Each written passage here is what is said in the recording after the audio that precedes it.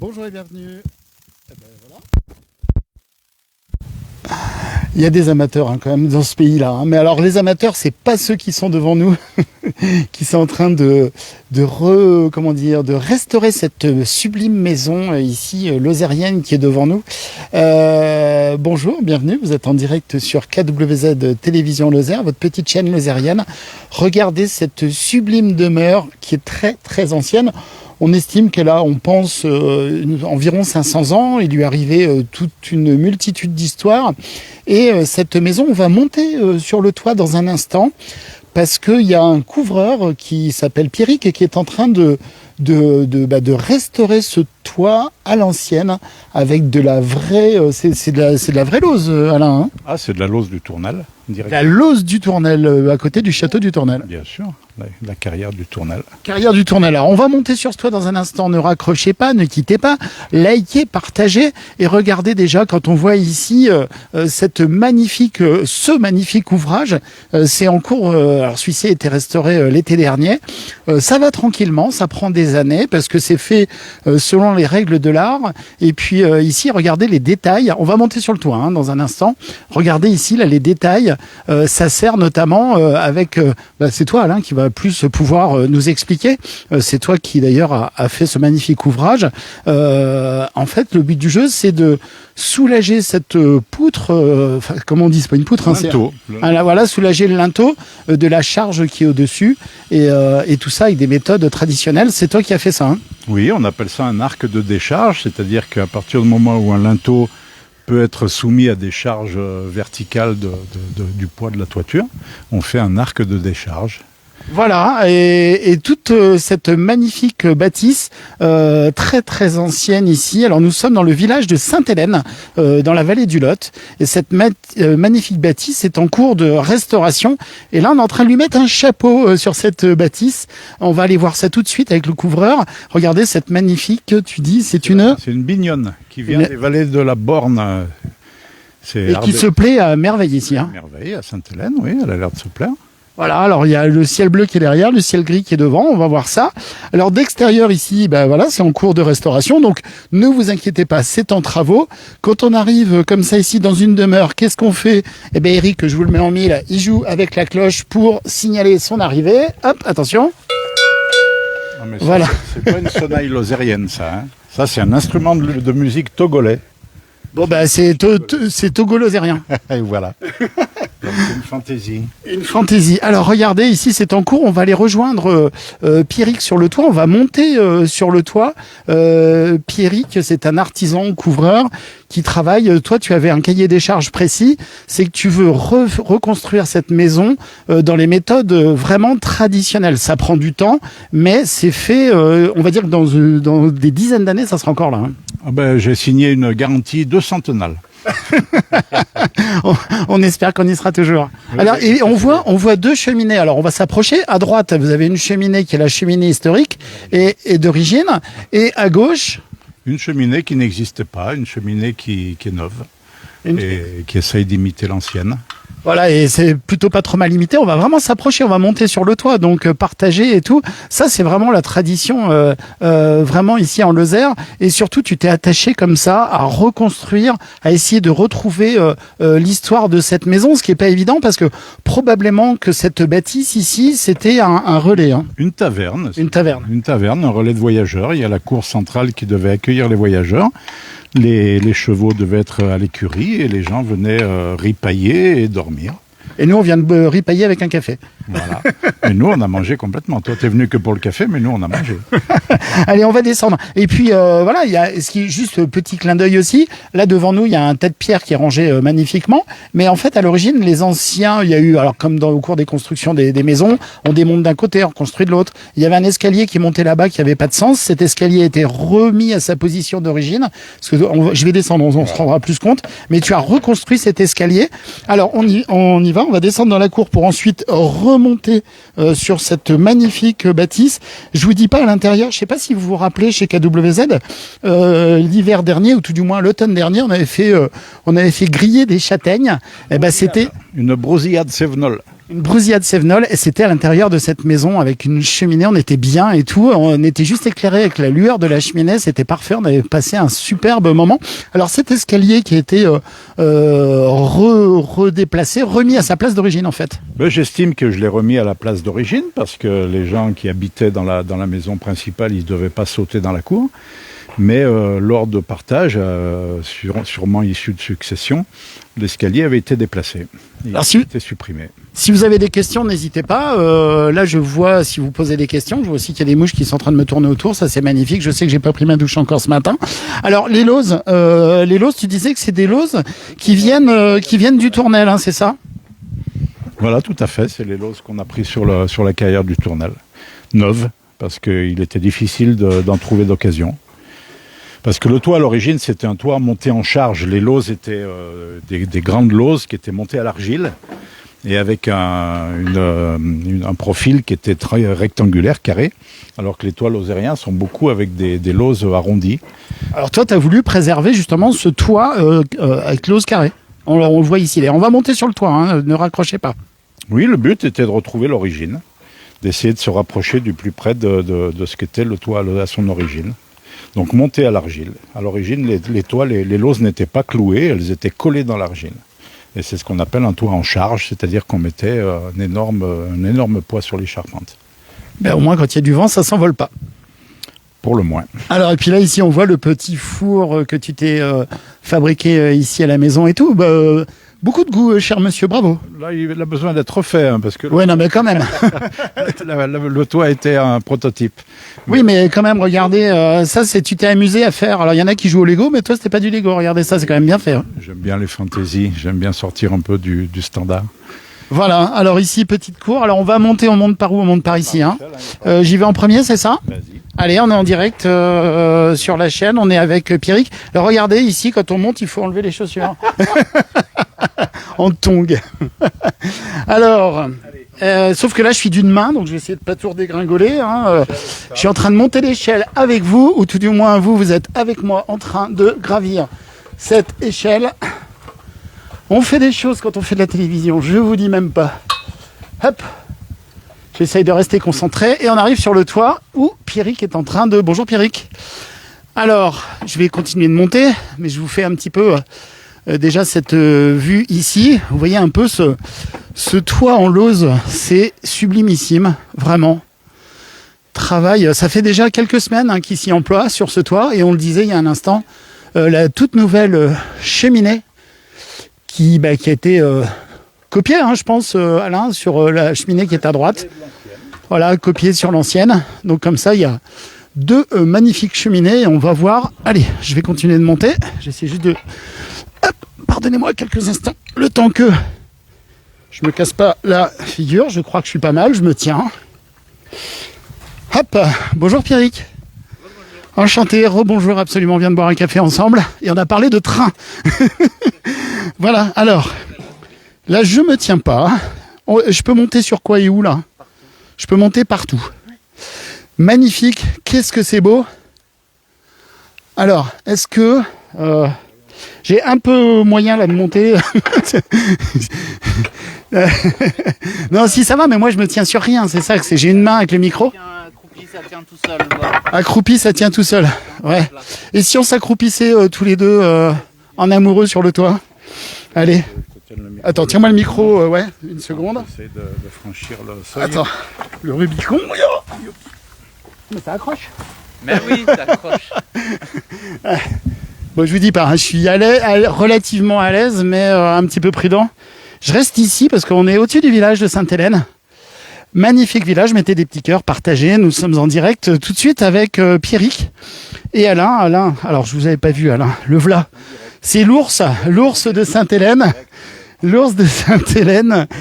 Ici, nous sommes à la caverne de l'ours. Attention Pierrick, hein, Pierrick a beaucoup d'humour. Alors, d'y voir un peu là, ce toit en lauze. Explique-nous la particularité de ce toit-ci par rapport aux autres que l'on peut voir. Je parle quand même fait de façon traditionnelle, mais celui-là, il est un peu particulier, dirais-je. Il est un peu particulier dans le sens où tu arrives à te tenir debout dessus, qu'il n'y a pas de banc, tu vois. On se tient debout directement dessus, donc c'est un toit qui est relativement plat. où il y a peu de pente. Mais alors, ces lozes ont une particularité spécifique là, parce que souvent en Lozère, on voit des lozes avec je sais pas comment on dit, j'ai pas les terminologies, mais le bout arrondi, et là, c'est droit. Oui, il y a plusieurs styles de lozes. Il y a les lozes rectangulaires, les lozes en vrac, qu'on voit moins en Lozère, et les lozes arrondies. Ici, on est sur un toit, on va dire... Un toit à tendance Cévenol. Mais et dans les lozes, en plus, il y a plusieurs types de lozes au niveau du matériau, dirais-je. Il y a plusieurs types de lozes. Il y a les lozes du bas, il y a les lozes des bords, et il y a les lozes pour la couverture générale. Et sur... Oui, pardon. Non, rien. Non, ce que je voulais dire aussi, sur la géologie de la lose, il y a de la lose, c'est quoi? Il y a de la calcaire, il y a de... Dans tous les sens. On va continuer d'abord sur les styles de lose. Alors, il faut que je redescende un étage, c'est ça? Il est mis, ils sont mignons. Attends, bouge pas. Attends. Ça arrive en essayant de pas y glisser. Du coup, il y a les égoutiers, ce qu'on appelle les égoutiers, les premières lozes, les grandes lozes qui font l'étanchéité du bas. Avec ici les couvre-joints à l'intersection des deux grandes lozes, alors attends, qui sont les égoutiers. Je vais redescendre d'un étage. Alors, tiens-moi la main. Hop. Ah, Voilà. Alors, vas-y. donc, les égoutiers, on les voit, les grands égoutiers qui sont les vieux égoutiers. Alors, toute la loze est neuve ici, sauf les égoutiers que Alain a voulu garder parce qu'ils étaient juste magnifiques et on n'en trouve plus des comme ça aujourd'hui. Donc, deux égoutiers avec une jonction. Cette loze-là, qui est le couvre-joint, donc, qui fait l'étanchéité sur la jonction. Donc on a ce style de lose, on a les lozes de plein toit, qui sont ça, qui vont en taille décroissante. Donc on les trie en bas, comme je crois que vous avez regardé, de la plus grande à la plus petite, et on les monte comme ça. Et ensuite il y a les lozes de rive. Alors ici on n'en a pas beaucoup, on en a même peu. On en a une là-bas, qui est les grandes lozes de bord de toit, qui sont longues et attachées avec deux clous, justement pour résister au vent et aux intempéries. C'est éviter... L'arrachage. Et éviter l'arrachage, oui, si jamais il y a du vent ou s'il y a un élément... Ces lozes sont tenues avec une pointe et les rives, les égoutiers sont tenus avec minimum deux pointes. D'accord, ok. Voilà.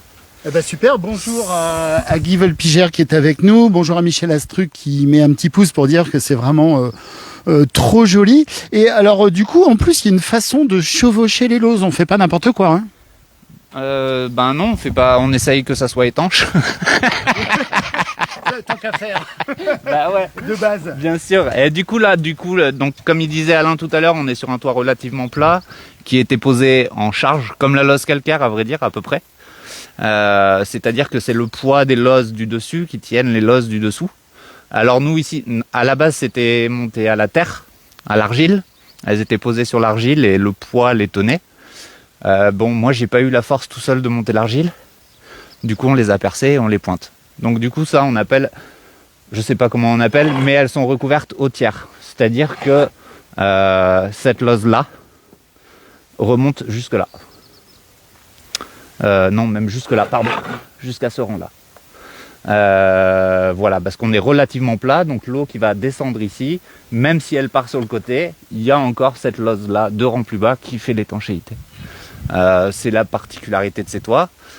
Sur des toits plus classiques où il y a plus de pente, voilà, on ne sera pas du tout au tiers, on est on va dire, je sais pas moi, à 3-4 cm de recouvrement. Et alors en plus, il y a une particularité, c'est que pour démarrer le toit, Alain, tu m'avais soufflé que il y avait une question de pente ici et c'est étudié très fortement au démarrage. On fait pas, c'est pas, il y a une espèce d'arrondi, enfin je sais pas comment on dit, mais je veux dire là cette partie-là ici. Voilà, il y a un coyot ici, on le voit. Ici c'est plus plat parce qu'il y a un coyot. C'est quoi un coyot? Un coyot, c'est une cassure sur le toit. Il y a une pente globale et à la fin, il y a une cassure qui est un plat comme ça. Enfin, dans ce cas-là, il est plat, le coyot. Du coup, voilà. Et pour partir avec un recouvrement au tiers, on était obligé de partir relativement plat. C'est pour ça qu'on a rajouté la planche dessous, qui fait un débord de toit, vu qu'il y a une isolation par l'extérieur et que la charpente n'est plus originale. Hein, je veux dire ça? Oui. Hein? Ouais. Et puis il y a des magnifiques corbeaux aussi, Alain. Ah, les corbeaux sont d'origine, bien évidemment, hein. J'ai mis le niveau et j'étais même surpris que les corbeaux soient à la perfection, au millimètre. Il n'y a aucun défaut de niveau. Superbe. Et alors du coup, avec KWZ, on avait fait plusieurs reportages sur les couvreurs, les toits de Lozes, etc. Et tu nous parlais là des toits, alors plus communément on dit des toits en terre, non? C'est ça, avec de la lauze posée sur de la terre, sur de l'argile? Non, c'est moi qui dis, hein, c'est moi. En fait, on avait fait un reportage à Aurillac, alors Aurillac en Lozère, bien sûr, sur le mont Lozère, où justement on avait filmé un toit où on voit clairement en dessous de la lauze qu'il y a, il y a de l'argile, je suppose. Voilà. Et donc, Alain, cette cheminée, raconte-moi un peu l'histoire de cette cheminée où félicitations, parce que tu as un professionnel du couvreur, non pas Pierrick, mais quelqu'un d'autre qui est venu ici, le fournisseur de lauze, qui a dit quelle très belle cheminée ancienne. Il croyait qu'elle était ancienne alors qu'elle est neuve. Je me suis inspiré de celle de droite qui était ancienne et j'en ai fait une à gauche qui est 100% neuve, elle a moins de 5 ans. Eh ben génial, au top. Félicitations, bravo. Je vais remonter sur le toit de Lozes. Je vais finir par être agile jusqu'à ce que j'arrive en bas. J'espère pas. Alain, tu m'attrapes, hein, si jamais j'ai pas de parachute. Et du coup, là, Pierrick, comment on fait pour... je vois qu'il y a des lignes faites avec la corde à trait, là. Je sais pas comment on dit, là, la petite corde. Et puis, l'idée, c'est quand même d'être droit. C'est logique. Oui, c'est d'être régulier et à peu près droit. Alors avec la Loze, on n'est jamais vraiment droit. Il y a des ondulations, il y a des choses. C'est juste histoire de gérer un peu toutes ces ondulations, histoire que l'eau aille pas n'importe où.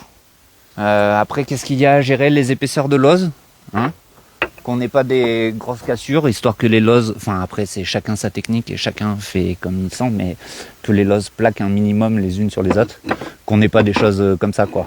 C'est un peu comme les murs en pierre sèche, en fait. On a l'impression, quand on le regarde de près, que les pierres, mais en globalité, c'est droit, c'est aligné. Et puis en plus, c'est ajusté les unes entre les autres. Quand il y a un petit creux, on met un plein de l'autre côté, etc., quoi. Quand ça part en diagonale d'un côté, on met la diagonale de l'autre. C'est exactement. Après, voilà, pour moi, à mes yeux, la Loze, c'est de la pierre sèche d'une autre manière, mais ça reste de la pierre sèche. Bon, et alors c'est de la pierre sèche, absolument. Je pense que c'est bien dit. Et c'est totalement l'opposition. Je pense que toi, un toit en tuile, c'est pas ton truc, hein. C'est pas moi. Non, mais je veux dire par là, c'est noble de travailler sur un toit comme ça, c'est vivant. C'est vivant, c'est exactement ça. C'est vivant, ça varie même si c'est un peu tous les jours la même chose, faut le dire quand même. Il y a quand même des choses à ajuster, il n'y a pas juste à empiler des tuiles sur des tuiles. Donc voilà, après, ça dépend de l'envie des gens. Et aussi, c'est un peu comme un puzzle, c'est de la réflexion, quoi. Oui, c'est un puzzle, c'est entièrement un puzzle. Ouais. Faut aimer. C'est pour ça que je fais pas de pulse chez moi. J'ai essayé, mais j'ai arrêté. Non, parce que les pulses à 2000 pièces, ça le faisait rigoler, là. Un toit comme ça, ici, ça fait quoi? Ça fait 200 mètres carrés, 150 mètres carrés, quoi. Non, là, sur cette surface-là, il y a entre 45 et 50 mètres carrés. D'accord. Et ça fait quoi en poids de Lozes, tout ça? Il y a une idée ou pas? Et en poids de Lozes, on va compter 200 kilos au mètre carré. Ah oui, quand même, c'est pas rien, ouais. Voilà, non, c'est pas rien. Du coup, c'est 200... Enfin, ça fait 4 tonnes, c'est ça? Bah, ça fait lourd. J'étais pas dans le calcul. Là, on a le soleil qui arrive. En plus, coup de bol, là, ce toit, ça fait quelques semaines que vous y travaillez et vous avez eu du beau temps. Et il faut le dire aussi, c'est pas toujours évident comme ça pour les couvreurs. Un coup il fait beau, un coup il pleut, un coup il fait chaud. Et puis là, c'est un toit qui est orienté sud, celui-ci, ce versant. Donc voilà. Sur les toits de Lozes, en plus, tu le soufflais tout à l'heure. On démarre par des Lozes qui sont plus conséquentes, on va dire, en bas du toit. Voilà, et plus on remonte, plus les Lozes diminuent en taille, hein, c'est ça? C'est ça, pour pouvoir faire l'étanchéité et utiliser toute la pierre disponible, pas gâcher, pas avoir des pierres uniformes, utiliser de la plus grande à la plus petite. Et c'est un point de vue esthétique aussi, ça joue aussi. Enfin, je veux dire, ça a aussi un côté esthétique. Avant tout, c'est mécaniquement utile, mais c'est aussi esthétiquement plus joli. Bah, c'est esthétiquement plus joli, oui, mais à la base, c'est surtout l'étanchéité qui fait qu'on monte avec de la plus petite en haut. Eh ben, sinon, ça ne marche pas. Ça marche moins bien, comme on dit. Ça marche pas bien. Et là, l'outil que tu as en main, là, ça s'appelle comment Ça, c'est un marteau de couverture qui est utilisé pour l'ardoise à la base. Mais après, on l'utilise pour la Loze aussi parce que ça permet de couper la Loze. Comme ça. Voilà. On la taille et on la casse aussi comme ça. Et là, Alain vient de perdre 50 € de Lozes, là. Mais voilà, c'est le principe de ce marteau-là. D'accord, et mais ça sert pas que à ça aussi, alors parce que là, on peut enlever des clous aussi, non? Ça, c'est un arrache-clou, exactement.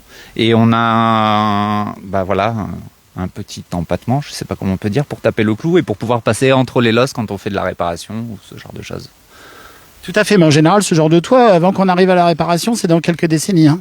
Je parle de celui-ci. Hein. En tout cas, je le souhaite, ouais. Ouais. J'espère bien dans quelques décennies, ouais. Ouais, surtout avec de la lose neuve, normalement, on en a pour au moins 60 ans. 60 ans, toit de Lose, et oui. Non, normalement, on en a pour 100 ans. Si c'est pour dire ça en direct, je pars sur 100 ans. D'accord. Donc finalement, le prix d'un couvreur qui travaille bien, eh ben c'est pas cher, divisé par 100. Comment un jour on se dit, je vais être artisan couvreur Aucune idée. La passion du puzzle, je sais pas. J'arriverai pas à dire ce truc-là. Pourquoi la toiture, surtout pourquoi artisan, je sais pas. Pourquoi la toiture, je sais pas. Il y a des choses qui touchent différemment les gens et moi ça me touche, alors je fais ça, c'est tout. Même si il y a plein de jours où ça me saoule. Mais ça, c'est comme tout le monde. Il y a des moments où on a envie de faire autre chose, mais finalement, on doit être au minimum un petit peu passionné quand même pour faire ça, non? Ouais, c'est ouais. Après, c'est le rendu final et l'idée que ça dure dans le temps, que ça dure au-delà de nous, que ça dure enfin voilà, je sais pas comment dire moi toutes ces choses-là. C'est un peu une histoire de vie, j'en sais rien moi. Il y a des moments quand on est comme ça, on est sur un toit de Lose. Alain me soufflait que ici la particularité en Lozère, c'est qu'il y a un toit qui enchevêtre un autre toit. Il y a deux toits qui sont pas au même niveau, je sais pas quoi, ouais. Et qu'on doit trouver des astuces officielles, mais qu'il faut avoir un peu de génie quand même. Du génie, je sais pas, de la logique en tout cas. Faut comprendre l'eau parce que l'eau est quelque chose de vivant et il faut essayer en tout cas de le comprendre pour essayer de s'en abriter. Et de faire perdurer, dans ce cas-là, les bâtiments. Et là, ici, on est en région montagneuse. C'est de la petite montagne, mais c'est de la montagne quand même. Les Lozes, c'est particulièrement adapté, évidemment. On peut passer de moins 10, moins 15 ou moins 20 degrés à plus 40 comme cet été, quoi. Et du coup, la Lose est indiquée, je suppose. C'est pas que le fait que ce soit la matière première locale. Non, ouais, elle est indiquée parce que c'est un matériau hyper, comment on dit, qui résiste à tout, je sais pas comment on dit. Parce que les variations de température, au moins 50 degrés d'amplitude, il faut que ça, voilà. Oui, après de la tuile mécanique le tiendra, après, mais dans le temps, elle le tiendra moins, c'est sûr, donc tout ça est un jeu. Ouais, c'est un matériau hyper robuste, et écologique et durable et tout ce qu'on veut. Il y a pas à chiquer là-dessus, de toute manière. Il n'y a pas à chiquer là-dessus et c'est un matériau vivant et qui le reste. Pierrick, merci infiniment de nous avoir accordé. Alors, il voulait pas être en direct, Pierrick. Merci infiniment. Je vais redescendre avec Alain. Oui, mais il est content. Hein. Il montre son marteau là à côté là.